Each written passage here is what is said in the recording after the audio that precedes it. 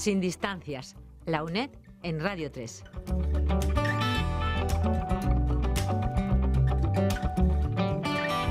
Hace escasamente 5 horas hemos dado la bienvenida a un nuevo año. En nombre de nuestra universidad, la Universidad Nacional de Educación a Distancia, felicidades y que ojalá esos grandes retos y propósitos que te has marcado se hagan realidad. Irene Calvo a los medios técnicos y Ana Ventureira desde el micrófono, os damos las gracias por estar aquí en Radio 3 y por elegirnos.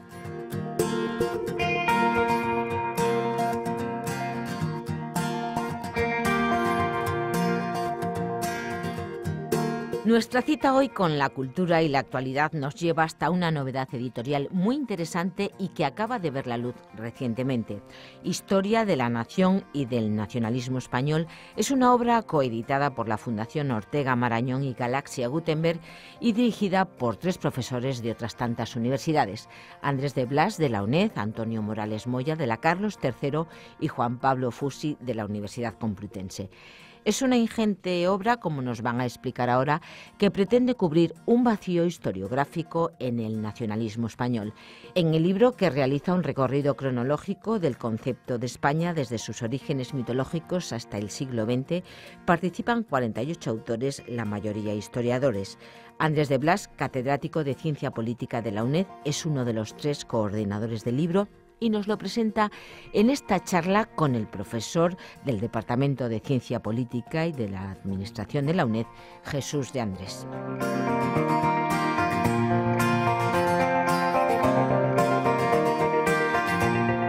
Encantado de estar en el programa, sobre todo en unas fechas tan especiales como estas. Estamos ante un libro, una publicación que sin duda es un trabajo muy oportuno, que se publica en un momento de especial interés, tema de la máxima actualidad, y que pese a lo que pudiera parecer, dado que hay algunos problemas relacionados con nacionalismos y demás en el debate político actual, no se trata de un libro oportunista, sino todo lo contrario. Es un libro que lleva varios años gestándose, es un libro que surge de un proyecto de investigación en el que han participado hasta 3 universidades, la nuestra, la UNED, la Universidad Carlos III de Madrid y la Universidad Complutense de Madrid, y que sin duda es una contribución importante a un tema fundamental como es el del nacionalismo español. Un tema sobre el que no hay mucha bibliografía actualmente. Es difícil encontrar libros, monografías dedicadas específicamente a este asunto, y considero que cubre sin duda un hueco importante. Está llamada a hacerse un lugar en la bibliografía sobre esta cuestión. El libro sin duda es una obra ingente. Es un libro, estamos hablando de un libro que tiene más de 1.500 páginas, de las cuales más de 300 son notas y bibliografía, un aparato académico y metodológico que no es fácil encontrar hoy en día en publicaciones al uso, en el que han participado más de 40 autores, 48 autores he contado yo en concreto, que tiene más de 65 capítulos y, bueno, pues estas dimensiones nos dan un poco la idea del volumen y de la importancia que tiene la obra. Es una obra dividida en 6 grandes partes, 6 temas, en los cuales los 3 coordinadores, que son Antonio Morales Moya, de la Universidad Carlos III, Juan Pablo Fusi, de la Universidad Complutense de Madrid, y el profesor Andrés de Blas Guerrero, que está aquí con nosotros, de la UNED. Cada uno de ellos han coordinado dos de las partes. La primera de ellas tiene que ver con la génesis de la nación, es decir, los antecedentes al nacionalismo propiamente, a la aparición del fenómeno nacionalista propiamente dicho.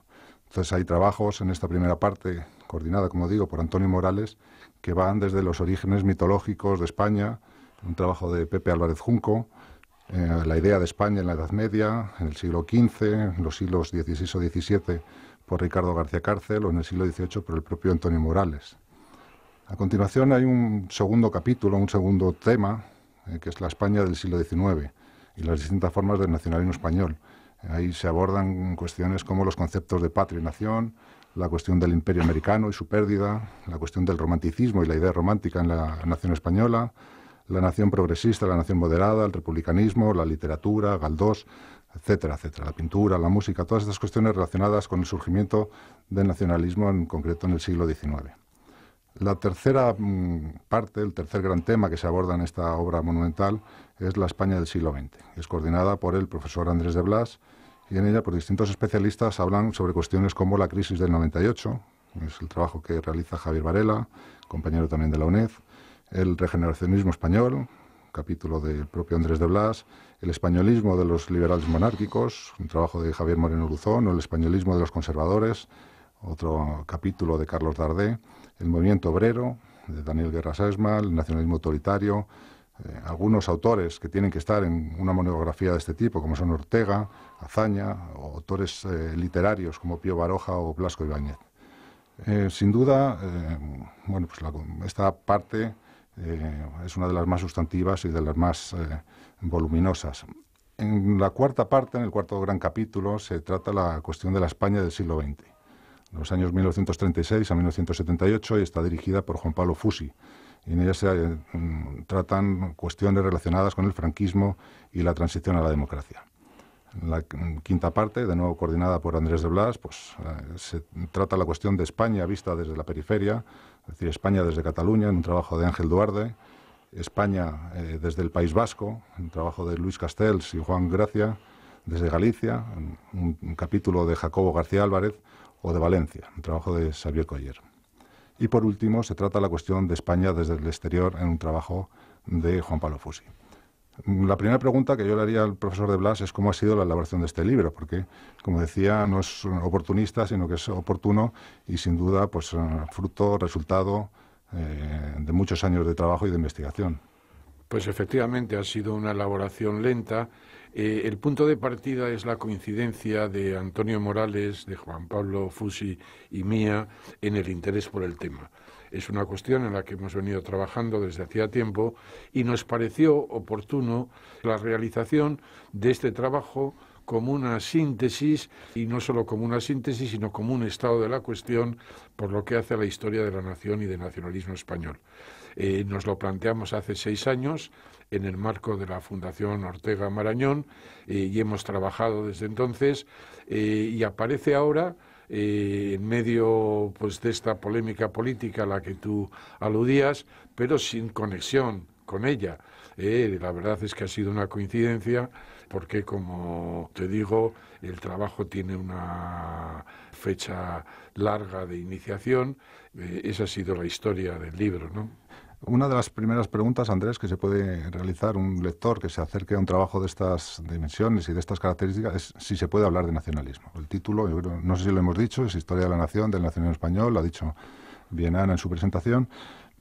¿Se puede hablar de nacionalismo hoy en día? ¿Es un concepto que no admite discusión o es un concepto discutible, como no, se ha planteado últimamente? Más que un concepto discutible, a mí me parece que es un concepto plural.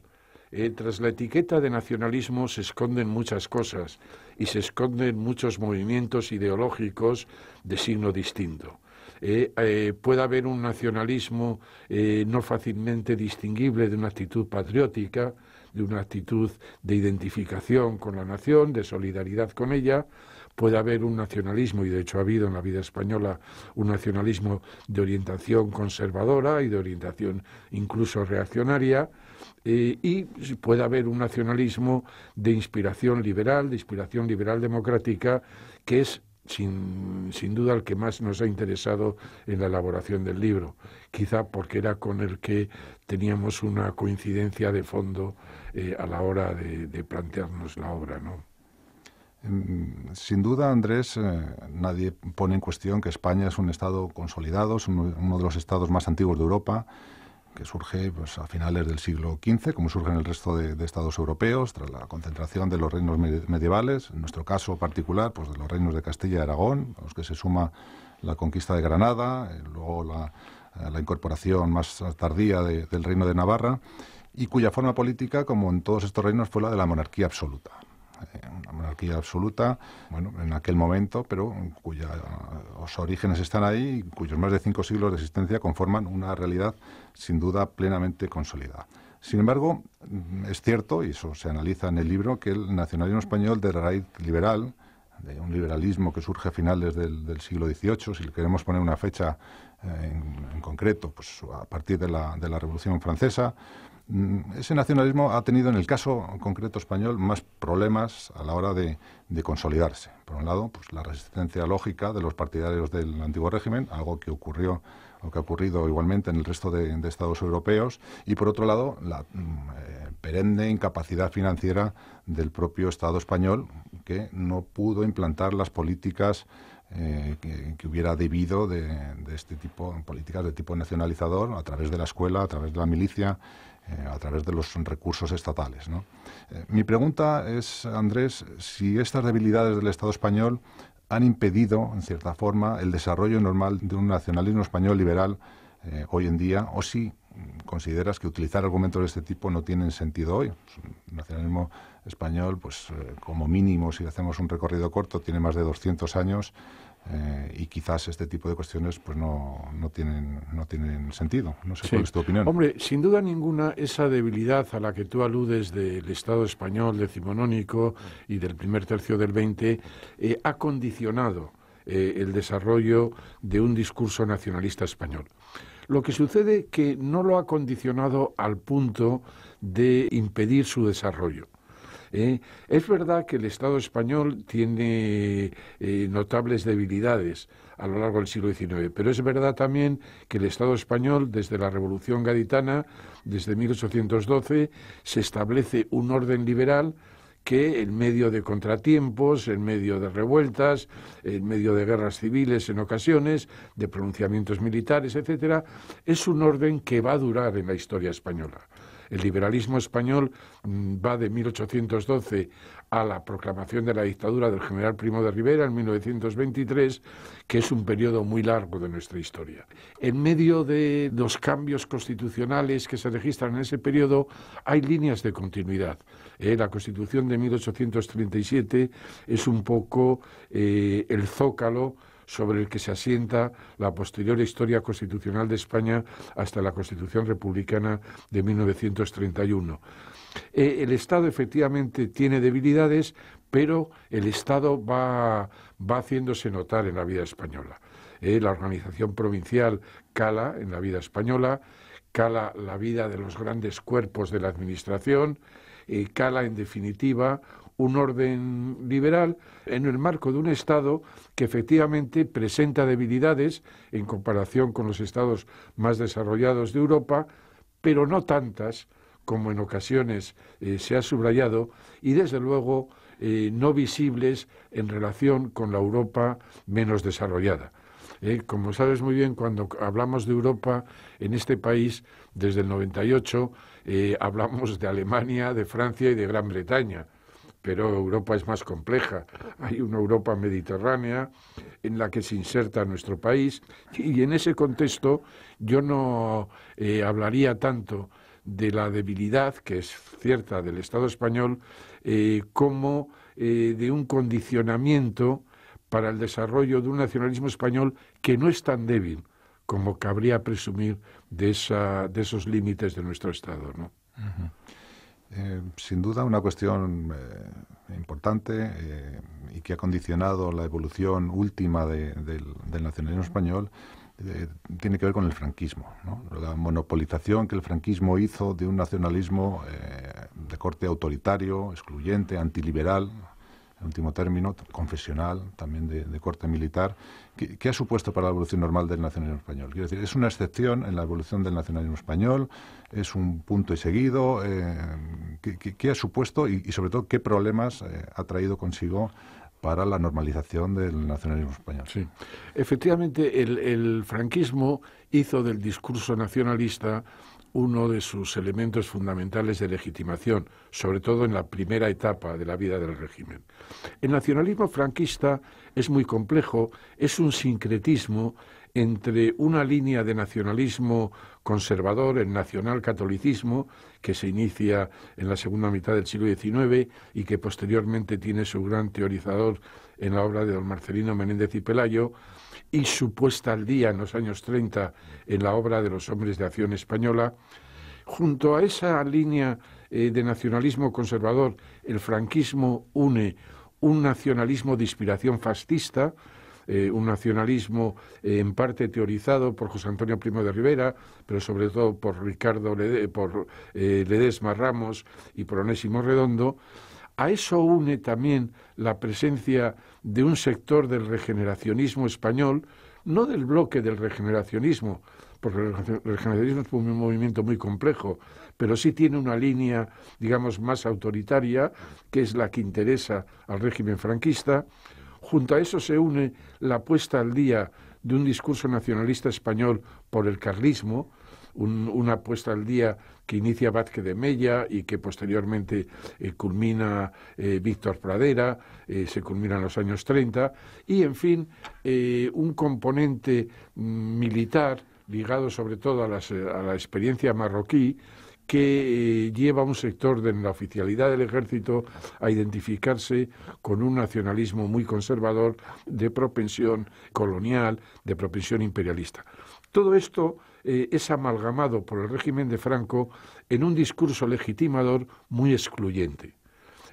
Franco lleva a cabo en ese sentido un secuestro de la idea nacional. Nación solo puede estar integrada por los partidarios del régimen. Los demás forman parte de la anti-España. La tradición liberal democrática española, la tradición de izquierdas, que tan importante ha sido en la vida del nacionalismo español, queda fuera de ello.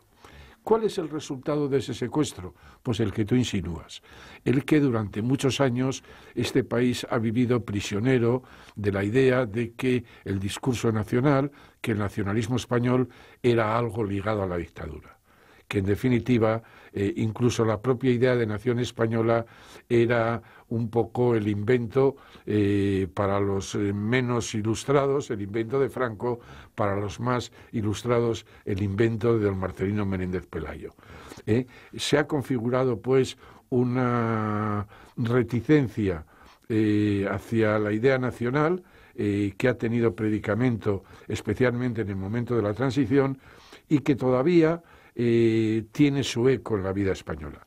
Un eco cada vez más limitado, cada vez más difuso, pero que, en fin, todavía forma parte de nuestro discurrir político, ¿no? Y un momento fundamental que se aborda en distintos capítulos del libro es el momento de la transición, ¿no? Cuando hay que rediseñar la planta territorial del Estado español y, lógicamente, el nacionalismo pues está presente, ¿no? Pero, sin duda, la forma administrativa en que se resuelve la nueva planta pues fomenta tendencias en distintos sentidos, ¿no? Había un problema básico en la transición, eso es algo más que conocido, que eran las demandas particularistas por parte de los nacionalismos catalán y vasco, sobre todo, en menor medida por el gallego, y eso se resuelve pues con la fórmula del Estado autonómico, al cual tú dedicas uno de los capítulos del libro, un capítulo que he leído, me parece muy, muy interesante, pero me gustaría, sobre todo para que los oyentes, ¿no?, tuvieran constancia de esa. ¿Cómo valoras tú la solución que se le da a la salida del franquismo en términos territoriales y en qué papel queda el nacionalismo español? Mira, creo que la cuestión clave al respecto es tener en cuenta que los españoles nos enfrentamos en el momento de la transición a una doble demanda de autonomía territorial. Por un lado, la que tú señalas, la demanda de unos nacionalismos periféricos a los que la democracia española tiene que integrar en el sistema, tiene que situar dentro del orden constitucional. Pero junto a esa demanda nacionalista no hay que perder de vista la existencia de otra demanda regionalizadora muy significativa en el conjunto de España. Es una demanda regionalizadora compleja, que se manifiesta en la defensa del regionalismo económico, en la defensa de la reforma de la administración, en la defensa de la aproximación del poder a los ciudadanos, que se manifiesta también en las ambiciones de las clases políticas locales por hacerse con un lugar al sol en la vida pública, y que se manifiesta también en un componente mimético en relación a los territorios con movimientos nacionalistas propios, Cataluña y el País Vasco. Pero todo eso forma parte de la realidad. De modo y manera que nuestro poder constituyente tuvo que enfrentarse a esa doble demanda regionalizadora. Y de ahí surge el Estado autonómico. Yo no creo, contra la explicación que tantas veces se habla de la tesis del café para todos, que esto fuera una improvisación política de la UCD para diluir el problema vasco y catalán, que fuera en definitiva una estrategia para tranquilizar a los sectores más conservadores de la vida española. Miren ustedes, no le vamos a dar a Cataluña y al País Vasco otra cosa que lo que le vamos a dar a La Rioja. Creo que en definitiva fue una respuesta a una demanda compleja que hacía que en definitiva que hacía conveniente la solución adoptada. Es verdad que habría otra hipótesis, que en ese momento podíamos habernos planteado la idea de restablecer los estatutos de autonomía de la Segunda República, haber resuelto el problema catalán y vasco y haber dejado las cosas igual. Pero eso tenía dificultades. La primera, sin duda ninguna, tenía que ver con la forma de gobierno.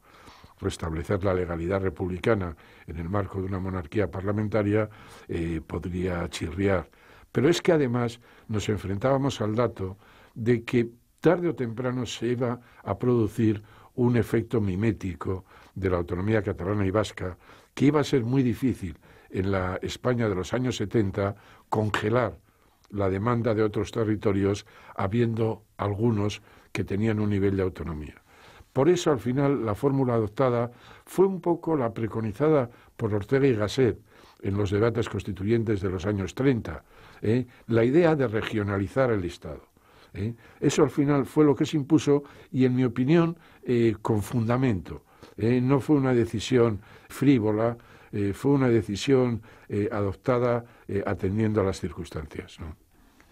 Bien, sin duda un libro muy interesante y dado las fechas en las que estamos, recomendamos su compra si algunos todavía no tienen los regalos de última hora. Hay una cuestión que lógicamente no se aborda en el libro porque queda fuera ya del espacio temporal que se trata, que son las cuestiones más recientes, pero no quiero dejar la conversación sin hacerte una pregunta en este sentido. ¿Tú consideras, Andrés, que el nacionalismo español está en un momento crítico, dados los últimos acontecimientos de los últimos años, o por el contrario, su fortaleza será capaz de superar estas cuestiones que tenemos ahora sobre la mesa? Mira, yo pienso que la nación española es más sólida de lo que a veces pensamos.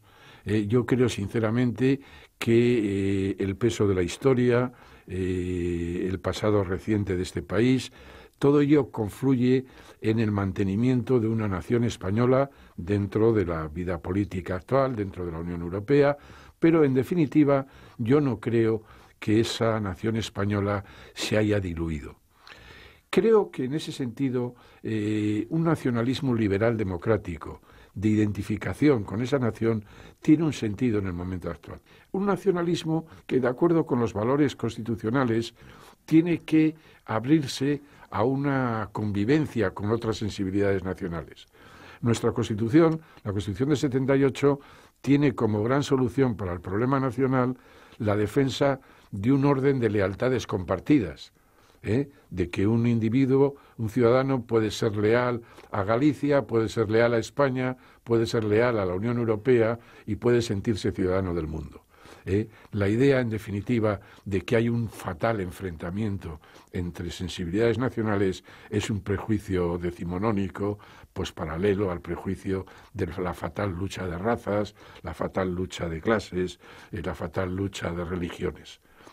Nuestra Constitución estima que es posible esa idea de lealtades compartidas, que es posible además apoyado en una idea de pluralismo cultural y de pluralismo político, y en una idea de tolerancia entendida no solamente en su sentido originario de consentir con lo diferente o con lo equivocado, sino de incorporación de lo distinto como un valor positivo de la vida pública. Creo que en ese marco de un nuevo nacionalismo impregnado de valores liberales democráticos, consciente de los límites que implica la solidaridad nacional, La solidaridad nacional hoy es inconcebible sin el reconocimiento de un orden de derechos y libertades fundamentales. En definitiva, se trataría de un nuevo nacionalismo, de un nacionalismo en convivencia con otras sensibilidades nacionales dentro de un Estado que, como define nuestra Constitución, reconoce, además de la nación española, la existencia en su seno de nacionalidades y regiones. Y volviendo, Andrés, a la gestación del libro, un libro tan enorme, ¿no?, en sus dimensiones, tan difícil, supongo, de coordinar, 48 autores, 67 capítulos, ha habido, y fruto además de un proceso de discusión académica, de lectura paralela de los textos, de trabajo en común. ¿Ha sido muy difícil en este sentido? Es decir, ¿había puntos de divergencia en torno a las cuestiones que estabais sobre que estabais trabajando? Te confieso que no, porque quizá lo que ha ayudado fundamentalmente es la coincidencia de los puntos de vista sobre la cuestión de Juan Pablo Fusi y de Antonio Morales. Tenemos un enfoque muy similar y hemos procurado, en la medida de lo posible, que los colaboradores del libro participaran de ese esquema. Obviamente, como tú verás en el libro, hay diferencias de enfoques, en algunos casos unas diferencias que pueden ser notables, pero dentro de esas diferencias hay una coherencia de fondo. La coherencia que da una identificación básica con la nación española, un respeto por el valor de ese hecho nacional, que ha hecho más fácil el discurrir del libro. Y luego, por otro lado, pues hemos tenido una infraestructura, el apoyo de la Fundación Ortega Marañón, una financiación adecuada, y eso ha hecho que, que en medio de las dificultades, pues haya ido adelante el proyecto, ¿no? Yo creo que una de las ventajas que tiene el libro, efectivamente, son la pluralidad de puntos de vista. No hay elementos críticos a la totalidad, que eso, pues para un lector que busca información sobre esta cuestión, pues en cierta forma se agradece. Es decir, conjuga bien, yo creo, la homogeneidad con la heterogeneidad de los autores, ¿no? Y en ese sentido, pues es una aportación grande y que creo que el lector va a agradecer, porque encuentra no solamente distintos momentos históricos, distintos periodos, sino que va a encontrar pues distintos puntos de vista. Y en ese sentido, yo creo que se puede leer de dos formas. Se puede hacer una lectura de principio a fin, con tiempo y paciencia por delante, o se pueden leer los distintos capítulos dependiendo de los intereses particulares que tenga cada cual. Y en ese sentido hay capítulos dedicados a la pintura y el nacionalismo, a la música y el nacionalismo, a la literatura, a la cual dais una especial... os fijáis en algunos autores de forma específica, ¿no? Alguno de tus capítulos está dedicado, por ejemplo, a la obra de Pío Baroja. Hay otro capítulo de Javier Varela sobre Blasco Ibáñez. Azorín también es tratado por Antonio Morales. Es decir, que hay una pluralidad de temas, ¿no?, que que dependiendo de cada lector, los intereses que pueda tener, puede picotear aquí y allá en estos capítulos. ¿Esto ha sido algo consciente, premeditado, por ejemplo, la atención a la literatura que prestáis, o consideráis que es una raíz de la presencia del nacionalismo español? No, porque nos ha parecido que era un componente fundamental de la construcción de la nación española. La nación española no es cosa solo de políticos, no es cosa solo de los intelectuales que están en la universidad, son sobre todo los escritores los que tienen ese contacto con la opinión, y por eso merecían una atención fundamental. Piensa en el caso de Galdós. Los episodios nacionales de Galdós son un instrumento de socialización nacional de la mayor importancia.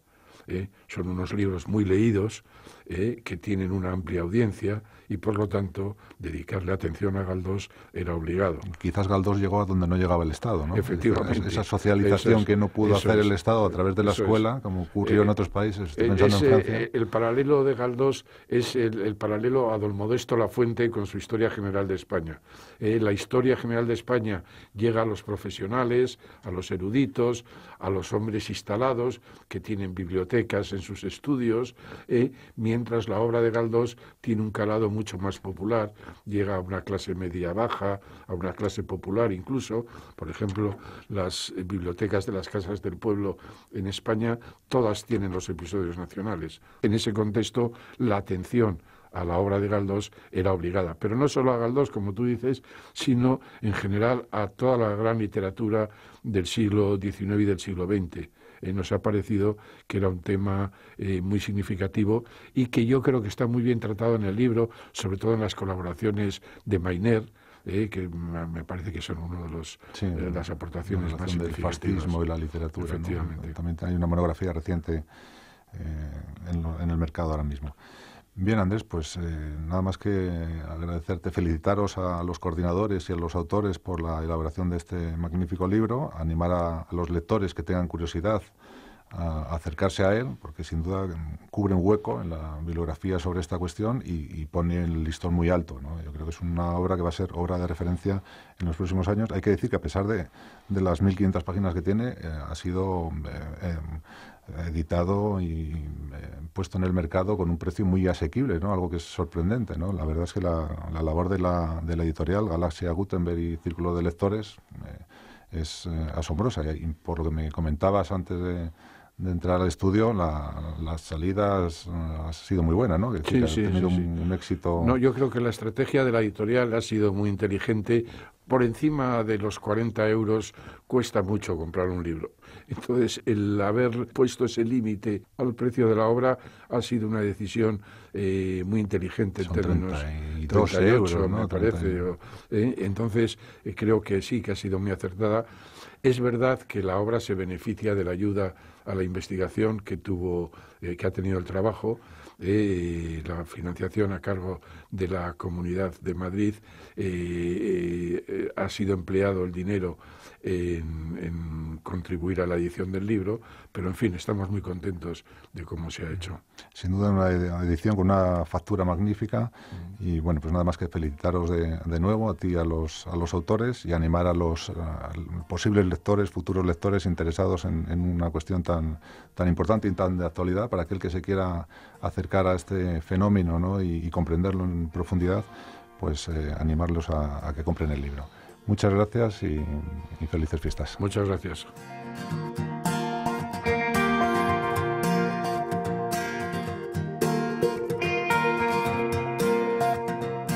Bien, pues efectivamente con este precio no cabe duda que contar con una obra de estas características es un lujo. Si te queda algún regalo por adquirir, no lo dudes. Lejos de los textos políticos al uso que proliferan desde hace años, este texto es fiel al rigor científico y académico. Historia de la nación y del nacionalismo español. Nos han hablado de él los profesores del Departamento de Ciencia Política de la UNED, Jesús de Andrés, autor de esta entrevista, y Andrés de Blas, catedrático de Teoría del Estado y uno de los 3 coordinadores del texto. Una obra amena, coeditada por la Fundación Ortega Marañón y Galaxia Gutenberg en la colección Ensayo. Muy completa y en la que han colaborado, como apuntaba el profesor de Andrés, 48 personalidades del máximo prestigio en el campo de las humanidades y las ciencias sociales. Hay economistas, sociólogos, abogados, músicos, literatos o filólogos, por nombrar algunos, y que expone el drama de la formación de España y de los españoles, realizando un recorrido cronológico por el concepto de España desde sus orígenes mitológicos hasta el siglo XX. Es un libro cuyas peculiaridades la hacen una obra única en el sentido de que profundiza en la nación y en el nacionalismo español desde una perspectiva no suficientemente tratada ni reflejada en otras publicaciones de estas características, más preocupadas en la historiografía centrada en nacionalismos periféricos. Además, es destacable, por lo que la hace un trabajo inédito y diferente, el hecho de que entre los autores hay sensibilidades dispares que no entran en conflicto, dado que el hilo conductor de la obra pasa por la identificación de todos con una idea de nación española basada en la convivencia de sensibilidades nacionales distintas al amparo del pluralismo, la tolerancia y la lealtad a la Constitución.